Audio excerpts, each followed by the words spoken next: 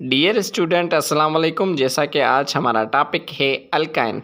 Alkyne unsaturated hydrocarbons होते हैं जिसमें कम से कम एक ट्रिपल कोवलेंट बॉन्ड दो कार्बन के दरमियान ज़रूर होता है।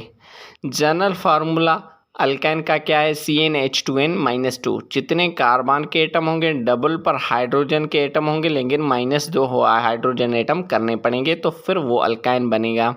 जैसा कि फॉर एग्जांपल ईथाइन है, ईथाइन का फार्मूला है C2H2। मींस जनरल फार्मूला के हिसाब से हैं कि जितने कार्बन के एटम डबल पर हाइड्रोजन के, लेकिन 2 माइनस और हाइड्रोजन कर लेंगे फिर बन जाएगा ईथाइन। और ईथाइन फर्स्ट मेंबर है किसका? अल्काइन का। मीथाइन इसमें नहीं होता। सफिक्स है अल्काइन की YNE, क्योंकि अल्काइन का जो लास्ट वाला हिस्सा है, लास्ट वाला नेम में हिस्सा है वो YNE है, इसलिए सफिक्स से अल्काइन की YNE है।